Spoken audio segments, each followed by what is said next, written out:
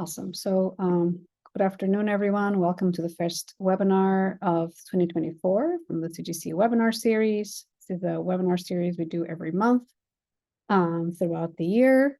We have a number of webinars from 2023 that you can take a look at as well on YouTube. But today we're going to have a presentation by myself. My name is Zelia Worman, and I am the Director of Researcher Engagement and Education at Valsera. And I also work on the Cancer Genomics Cloud with Rowan Beck. She's a Community Engagement Manager with the Cancer Genomics Cloud. And we're going to show you some of the things that we released in 2023, not only tools, features and data sets as well as talking a little bit about what's coming up in 2024. So with that, I'm going to pass this along to Rowan and let her take it away. All right, welcome everyone to the first webinar of the year, 2024. Really excited to have you. Just gonna start with just a brief background and introduction to the Cancer Genomics Cloud. So the Seven Bridges Cancer Genomics Cloud is powered by Valsera. We call it the CGC for short. It's part of a larger ecosystem, which is the NCI's Cancer Research Data Commons, depicted by this lovely tree you see on the right-hand side of this slide. The CRDC is a cloud-based data science infrastructure, and it is meant to provide secure access to large, comprehensive, and an ever-expanding collection of cancer research data. So the CGC is a cloud resource. It's highlighted here in orange, as you can see. It was built not only to provide access to CRDC data from the several different data nodes that are supported, but also we have tools to analyze this data. So using the computational speed of the cloud means that an analysis that usually takes about a weekend to complete on your laptop or computer can be done in 10 minutes, just using the speed of the cloud. So the CGC provides powerful and easy-to-use interfaces to empower cancer researchers to draw insights from the over 3 petabytes of data that are currently being accessed by more than 8,000 users. So these users have in total built over 80,000 workflows on the platform and in total utilized 1,600 years of computation. So to summarize everything I just said, basically the CGC is a stable, secure, and customizable cloud storage and computing platform. So as the CRDC ecosystem has grown and continues to grow, the CGC is growing alongside of it. And our goal is to provide a user-friendly portal to serve researchers, clinicians, data scientists, and more. So over at the CGC, we are busy. We're constantly trying to implement new things, and there are a few items you might have missed from the latter half of last year. So toward the end of 2023, we released a lot of new features and things like that, which I'll discuss in just a moment. And we wanted to go over them before announcing some new and exciting features to come 2024. So briefly, I'm just going to go over some of the new data, tools, and features that were implemented on the CGC just in the last few months, honestly. So the very first one I want to talk about is called MC Micro. So MC Micro is a workflow, and it is essentially to process multiplexed tissue images. So the CWL version we created in collaboration with the HTAN community. And HTAN here stands for the Human Tumor Atlas Network, for those of you who aren't as familiar. And the reason we developed this was it's really, really popular and used to analyze tissue imaging. And by being able to use it on the cloud here, you can access imaging directly, you can collaborate, you can take whole slide images and turn them into this single cell data using the simple workflow. So all you have to do is just click a button. So that's one of the points here. The CGC implementation basically allows you to just have a point and click interface, and you don't need to know how to code. There's, I think, 5 different algorithms that are incorporated into this workflow. You don't need to understand the code behind any of them. They're all available to you. You can turn them on or off and choose what it is that you'd like to do. So for this workflow, basically the inputs are just raw images, some channel markers, and you can select any optional flags. And then for the outputs, you'll get some segmentation masks and cell feature tables, as well as some visualizations. So this really is a great way to bridge the gap of tools for whole slide images, and by allowing it to be on the CGC here, as I mentioned, you are it makes it much easier to collaborate, to have all your images in one place, and it's really interactive on the platform. We have also turned this into a public project if anyone is interested. So what that means is if you navigate on the top blue banner, which I'll show you in a moment, and click public projects, we have it ready to go. We have input files already provided, we have example data, and we have example tasks that have been run. So that's my favorite part. You can see what has previously been run and what works, and then you can get comfortable and kind of work backwards from there. You can replace it with your own data or find additional data or features that you want to use in this workflow. So a next item is super exciting as well. This is Galaxy. I'm sure you guys are somewhat familiar with this. It's an open source environment for data analysis.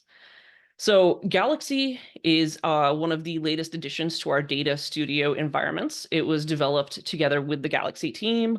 And this collaboration basically allows users to continue analyses that they have already started in Galaxy, but now onto the CGC. So why use it on the CGC? Well, with its integration, Galaxy users now have access to controlled data via dbGaP. So previously, it was a whole thing. You'd have to download files. You'd have to open Galaxy on your local machine and try to then upload these files. Now everything is provided on the CGC project. So you can just have whichever files that you're interested in working with provided by the NCI, and then you are able to just directly open them in Galaxy using the platform. So Galaxy currently has a very large and active user community, so we're excited to introduce it to the CGC. We have several tools that are provided with Galaxy, which I'll show you in a moment. But if there are additional ones, please let us know which ones you would like to see. Feel free, hopefully this is interactive. You can type in the chat or send us an email later on or raise your hands. But we'd love to hear back from you to see what we can integrate into Galaxy to make it everything that you guys want. So another item we have for Data Studio environments is an OHIF Image Viewer. So this is really exciting and fun to play around with. This is an open source, lightweight server for DICOM images. So this is specifically for DICOM images, and it was designed originally to improve hospital flow and support automation in the analysis of medical images. So users now on the CGC can interact with this data directly on the platform using the browser. So essentially, you can take images from TCIA, put them in your project, and you can work with them using this OHIF Image Viewer directly on the platform by accessing it via our Data Studio button navigation. I'll show you how to get to this and Galaxy in just a couple more slides. But this is really fun to play around with. You can annotate. You can play it like a movie. You can share this and collaborate with other users as well. So there are definitely benefits for having this on the Cancer Genomics Cloud. All right, in addition to Data Studio environments, we have some really cool interactive apps. These are RShiny based apps. So I'm going to talk about two of them here. We have a locus zoom first up. So as we all know, GWAS results can be kind of difficult to interpret sometimes, especially for those people who don't have a scripting background. So we have implemented locus zoom on the CGC, which enables the visualization of a genome-wide association test, and it allows users to interactively explore this data. So locus zoom is part of the Genesis variant association testing pipeline.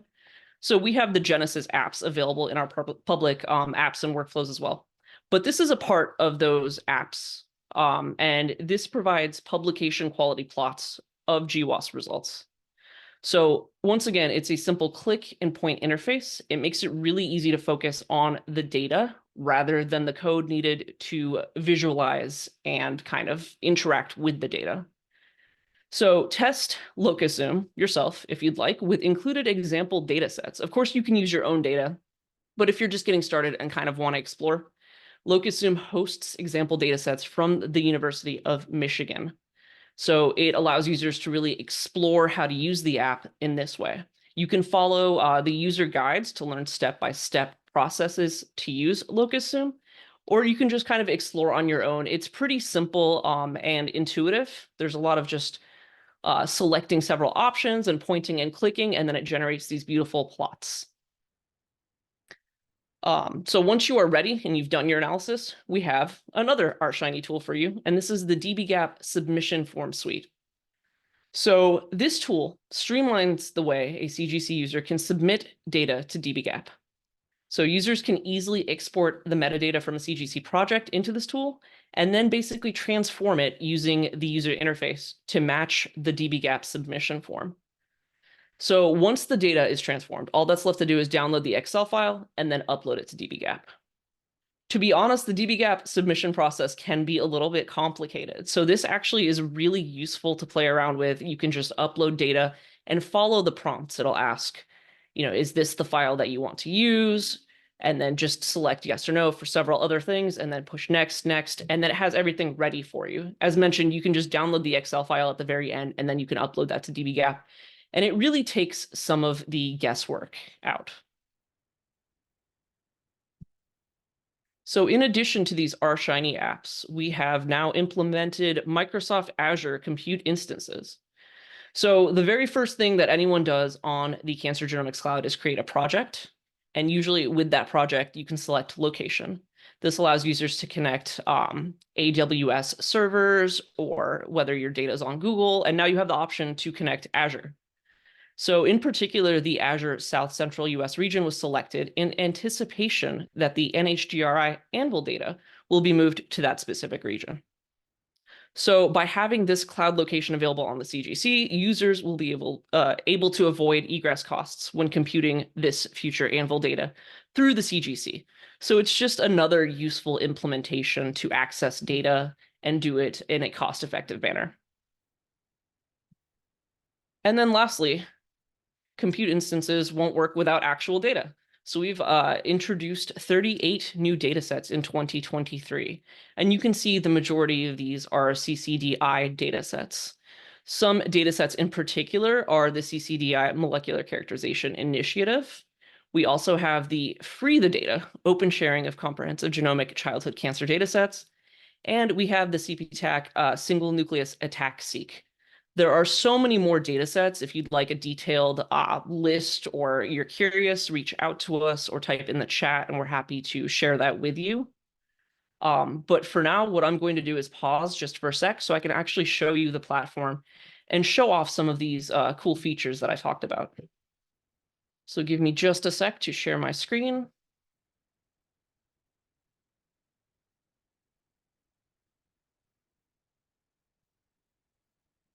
And hopefully this is working. So this is the CGC home. Just to get you guys familiar once again. On the left, you'll see a list of projects. On the right is a list of recently completed analyses. Regardless of what you're trying to do on the CGC, the very first step that I advise anyone, whether you're developing an app, accessing data, or more, is to select projects and then create a project. From here, you'll be asked to name your project, and you can give it any name. This can be changed later on too, so you don't have to feel pressure to commit to any one particular name. I'm just going to name this one webinar, for instance, and then it'll ask whether this project will contain controlled data. This is really important to check accurately, because if you do check this box for controlled data, you will only be allowed to add other members who have the same controlled access to your project. So if I have access to controlled data and I'm trying to add a colleague who does not have any of the dbGaP permissions, I won't be able to add this colleague if this is checked. So for now, I'm going to uncheck this just for example purposes. And then as you can see now, we have the location that I mentioned. So we have AWS, Azure, as well as the Google Cloud location. I usually just leave it on the default, which is AWS. And then you can select whether you want spot instances, which can reduce cost of analyses. And then work reuse is one of my favorite features. It allows you to do a, let's say you have a workflow that is complex, multiple steps. If it fails at any point before you get your final result, it'll just pick up where it left off. Or say you're rerunning a task, it'll use the memory or the information that it has in memory stored to just pick up where it left off. Once you're ready, you create your project. And from here, You can access data, access public apps, or view our public projects. And again, public projects is where we had that new MC Micro workflow, as well as an example of how to use it. For today, I'm just going to share with you some of the new Data Studio environments that we have. So from our project space, what I would do is click Data Studio. And then from here, to launch a new analysis, you just click on Create New Analysis. And as you can see, there are many options now. So previously, we just had Jupyter Lab Notebooks and RStudio, but now we have Galaxy integration. We have this OHIF Image Viewer, and this is a sneak preview of what you'll hear about in just a few slides, but we have SAS Studio, which is really great and exciting. No matter which one you click, you'll have additional options for environmental setup. So as you can see with Jupyter Lab, I can select which version of Python, whether I would like TensorFlow for machine learning purposes or not. Same with R, and same with the others. So once you're ready, you just give your analysis a name and click Start. I have previously already started some analyses, so we didn't have to waste time initializing an instance. So I'm going to just take a moment and show you what they actually look like. So the first one I'm going to show you is Galaxy. So I clicked on Galaxy, left everything at the default, and clicked Start. And this is what you are greeted with. So if you guys are familiar with Galaxy, this probably looks for the most part familiar to you, except for this addition of a wonderful yellow banner here. And the purpose of this yellow banner is to show you just how to integrate the CGC with Galaxy. So basically how to access your project files and how to save files back to your CGC project. So just following these instructions, basically to add project files to Galaxy, you'll click on the Galaxy menu bar and then Data Libraries. From here, you'll select your project library, select whatever files you're interested in, and then add to history as a collection. So what I'm going to do is go to my project here, and I'm going to just select a file that I had preloaded. This is a table, which I'll show you in just a moment. Click Add to History as a collection, and then you can give it a name, and then continue. So name for the new collection is breast cancer data is what I'm going to call it, which is not super creative, but that's okay. Once you're ready, you can click on Home, and that'll take you back to our homepage where you can see that our breast cancer data has been loaded. So if I click on this, I can click this little icon and view it directly in this space right here.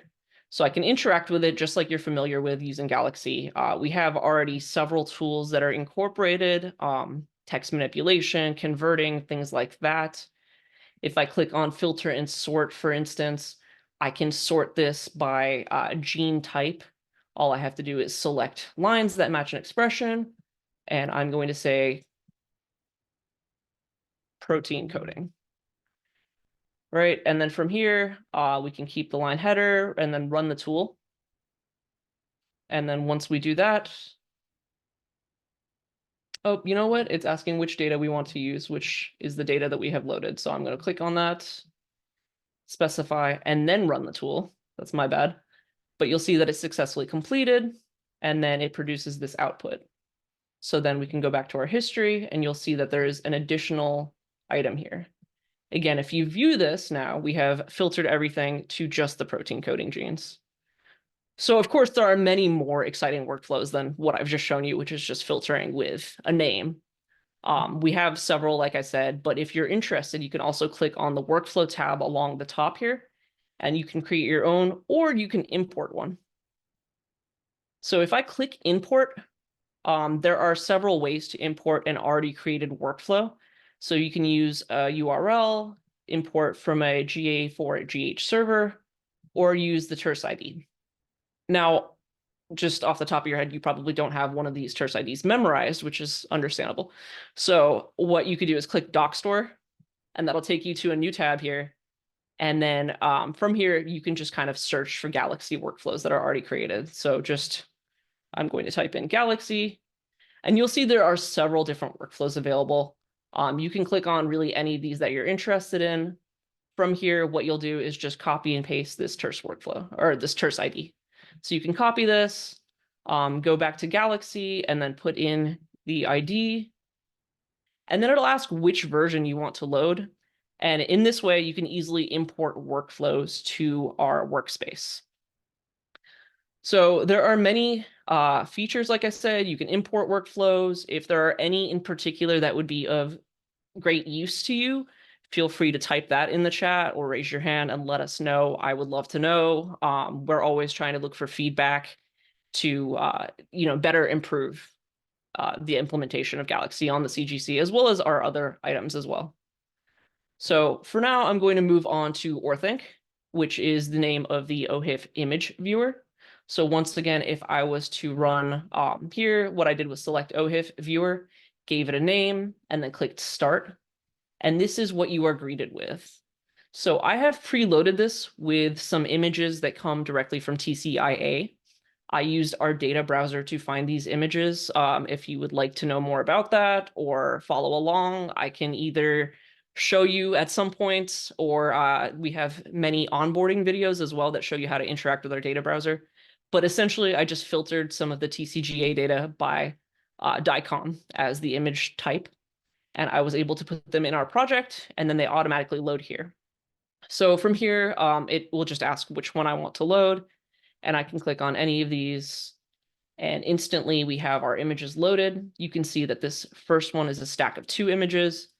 This next one in helical mode is 70 images stacked on top of each other. You can scroll through the images by using the scroll bar on your mouse, or you can just stack scroll by clicking this and then dragging. So I'm just holding down my mouse button and moving my mouse back and forth to drag. There are many other items you can use here to really interact with these images. You can zoom, you can adjust levels up or down to better see some of the details of the images. Pan is pretty explanatory. It's just for kind of moving the image around. Some of my favorite features here are length and annotate. So by using the length button, what I can do is just go through this image and then say I've identified something. I can measure that. So you can see that the annotation is right there. So that's a specific length annotation. If I want to annotate it with something else, what I can do is push the button and drag it out, and you guys can see an arrow here. And then I don't know if you can see my pop-up box, but it's telling me to name it something. I don't know why it's doing something strange here. Either way, you can actually annotate it with length or just with whatever commentary you want. I think, yeah, I'm just getting a weird error with my Chrome.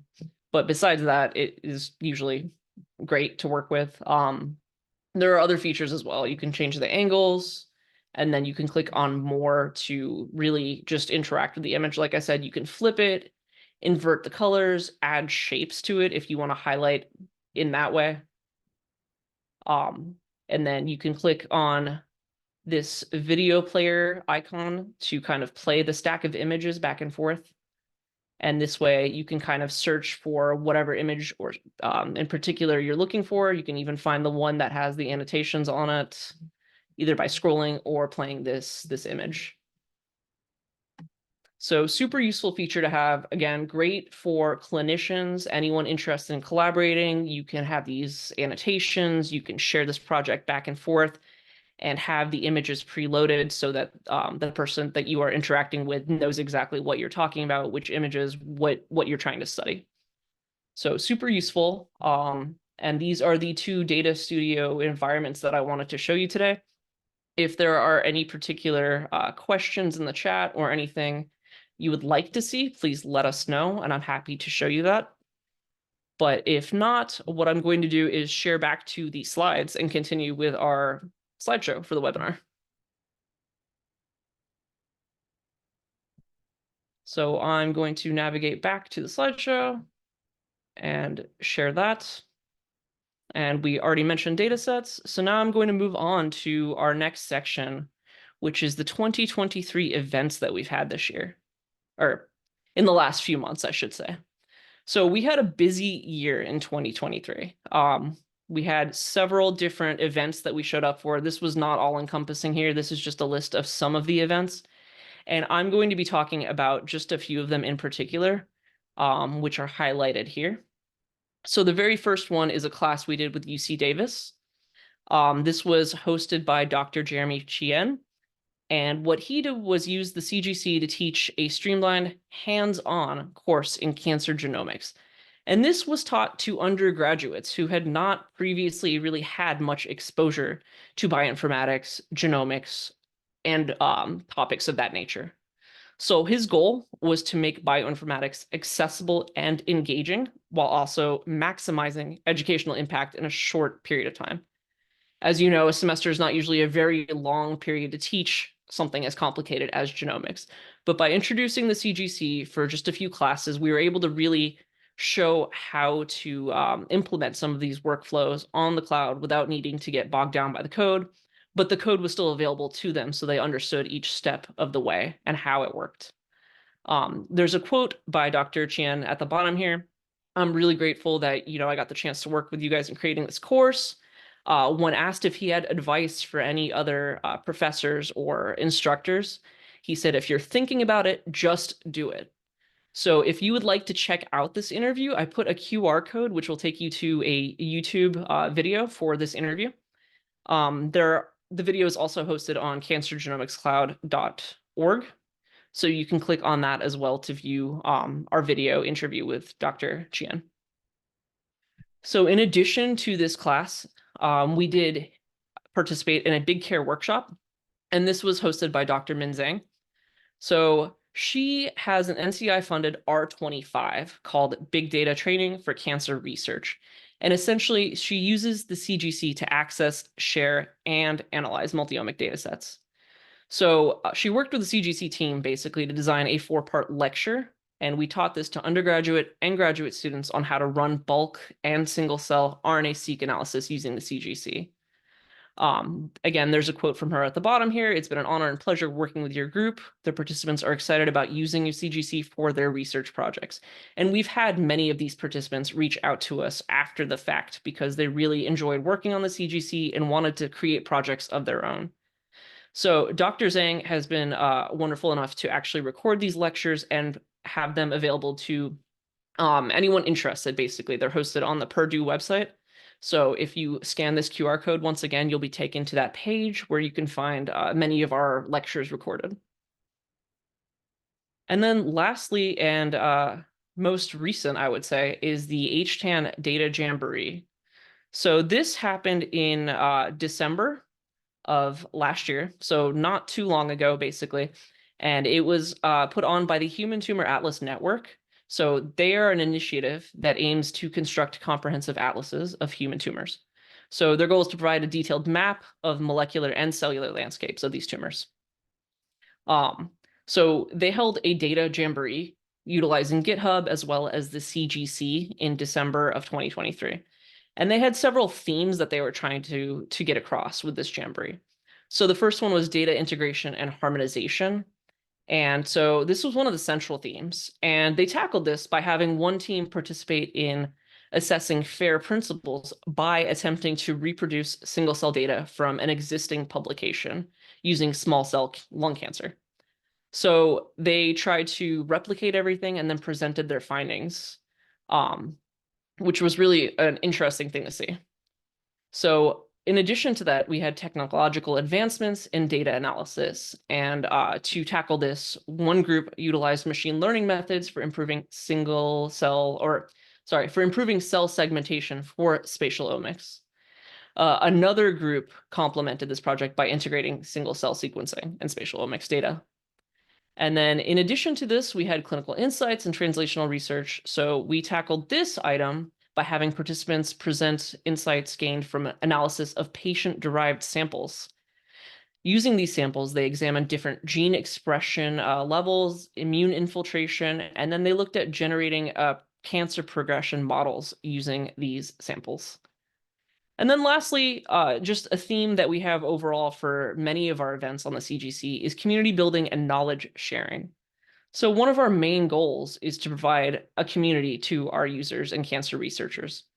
And we do this by providing on-demand support. We have collaborative sessions and networking opportunities. So working with HTAN and others, we were able to forge connections. We shared best practices. And then, the idea is to lay groundwork for any future collaborations as well.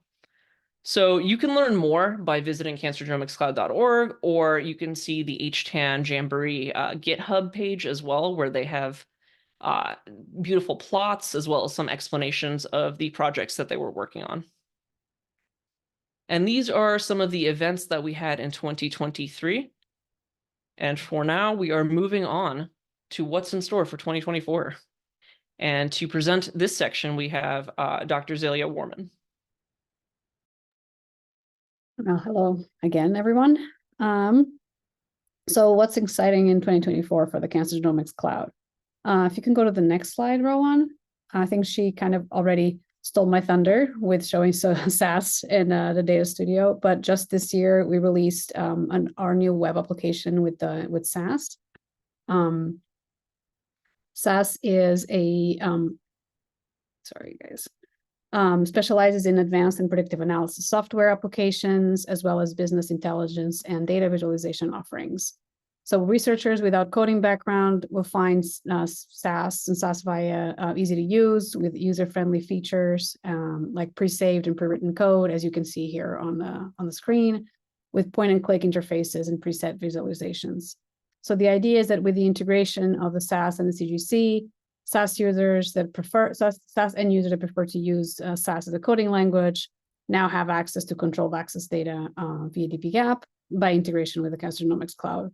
So this would also enable their analysis with the power of the cloud behind it. SAS has a very large and active user community, and we are looking forward to exploring how this partnership can enable both CGC cancer researchers as well as SAS, and how to empower their research and their analysis. So if you go to the next slide, we'll have a couple more information on the SAS and our other integrated custom tertiary environments and tools. One thing that you noticed through Rowan's presentation was really that not only we had Jupyter in our studio already available, but now we have 2 more tools, which really makes the CGC a place for data science, where you can not only test your tools on this platform and on our platform, and then scale it up by creating an app using CWL and potentially putting it on the public apps gallery, as well as continuing your analysis with your preferred coding language. So if you go to our next slide, we wanted to make sure that we made people as comfortable as possible using the cloud platform. And one question that we get really a lot of times is really, how is this much is going to cost me? And we created a new tool that helps estimate cloud costs. Before this tool, and we still have it available, we would have performance benchmarking as part of the description of all of our tools, where you would have the experiment type, the kind of input, and as well as how long it would take this to run, depending on the instance, and how much it would cost. With the Cloud Cost Estimator tool, we don't need to really look at it anymore in some specific tools. We only have them in 5 at the moment, but we are going to add new tools in the coming year, where you can click at the little apps that have a calculator on the bottom. We're going to be able to estimate what that app is going to cost, what that run is going to cost. So for your specific use case. So depending on the files that you put in, the app settings that you put in, and the instance that is going to run in, the Cloud Cost Estimator is going to give you sort of an estimate of how much it's going to cost you to run this analysis. This will be really helpful for you to know if you have enough credits on your account, or you can test it out for when you're writing a grant to kind of know how much budget to ask for when you're submitting a grant application. So if we go to the next slide, we will have available, and we're going to be participating in the Artificial Intelligence Readiness Challenge in partnership with the National Cancer Institute and with Bozell and Hamilton. The dates have shifted a little bit to later in the month, but if you follow the QR code present in the slide, you'll be able to taken to the cancergenomicscloud.org page that we made for the AI Readiness Challenge that has more information and information on how to register and actually participate in this challenge with the NCI. So for the next, go to the next slide. In addition to a number of features and challenges that we're supporting, I think Rowan mentioned it earlier, we really are driven by the community of cancer researchers that we support. And one of the best ways to do so is to attend conferences where we can really talk to cancer researchers and understand their needs. We have submitted and got accepted 3 abstracts for AACR, the American Association for Cancer Research annual meeting. It's going to be held in San Diego this year. These 3 abstracts are focused on several partnerships that we have. One of the Pancreatic Cancer Action Network, which you will be hearing from as a webinar later this year, and how we can use real life patient data in collaboration and combination with public data available on the Cancer Genomics Cloud, as well as a collaboration that actually came from the Baylor College of Medicine and an app called Connect the Dots, which really looks at a network of gene expression and how it can be analyzed for cancer. We are also working with a team of expert bioinformaticians and in providing a number of spatial transcriptomics tools in our platform. And so this will also be another poster and abstract that we will be showcasing at AACR. So if you're planning on attending the conference, drop by our posters and come talk to us. Rowan and I or someone on our teams will be there to showcase the wonderful research you can do using the Cancer Genomics Cloud. And this is also a great segue for the next slide, which is our webinars in the series that we have every month. You will be hearing from PanCan, which I mentioned earlier. Later in this year, we'll also be hearing from the Integrated Canine Data Commons and how you can successfully use dogs as model organisms for cancer research, and as well as many other webinars. So if you are interested in presenting in our webinar series, drop us a message either on the chat or an email. You'll have more contact information at the end of the presentation, as well as if you have ideas for webinars that you would like to hear about, please let us know. We want to make sure that the topics that we present are interesting to you and to the community, so you can showcase we can showcase where the cancer field is going. So last but not least, I wanted to highlight another opportunity to have our community be in touch with us and us with the cancer research community. We hold office hours every week at 10 a.m. Eastern and 2 p.m. Eastern on Tuesdays and Thursdays, where you can come join Rowan and the other team of community engagement managers and ask your questions. Anything from how to set up an account to I have a problem and my task is not running, copy and pasting code, and just general troubleshooting for how to run things on the Cancer Genomics Cloud. We'll be able to help you. And if we can't help you, then we will figure something out. We'll put enough support tickets that something will happen. And so we just really wanted to give you a highlight on the number of resources that we have for the research community to come talk to us and discuss how we can best help you with your research. Another way that we can enable your research is through the NCI Pilot Credit Funds platform. So the idea is that the NCI will provide $300 of cloud credits to any new academic user that joins the Cancer Genomics Cloud. The idea is that you can try out the platform. We're fairly fast in approving it. Essentially, if you put in a request, it will either come to me or Rowan. So we will know, just say, we attended a webinar and we need our pilot funds to try out the platform. So you can run an analysis, and if you have an idea, to get you an idea how far $300 in cloud credits can take you, you can essentially run a RNA-seq experiment, transcriptomics from beginning to end to gene expression differential analysis for like $5.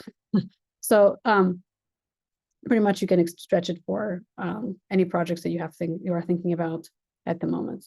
So if you have something that is a little bit more complex and you need extra help, we also have the collaborative projects, which help you with cost estimation, optimization, and planning. you will work with us and our team of bioinformaticians to try to debug and understand how we can best work together in your research to make sure that your project really moves forward. You can get up to $10,000 in computation and storage costs and cloud credits.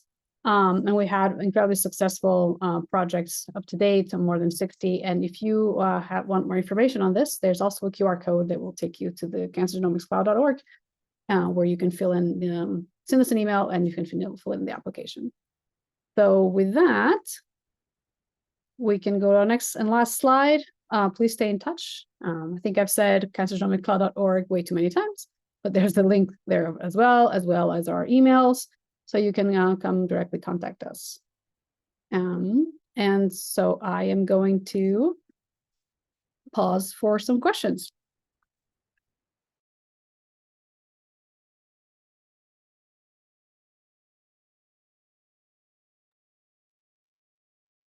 Don't be shy. If there's anything you guys want to see, just let us know.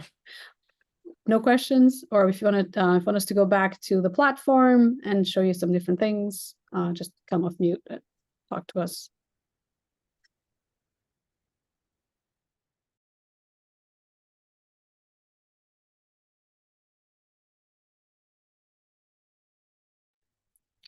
Of course.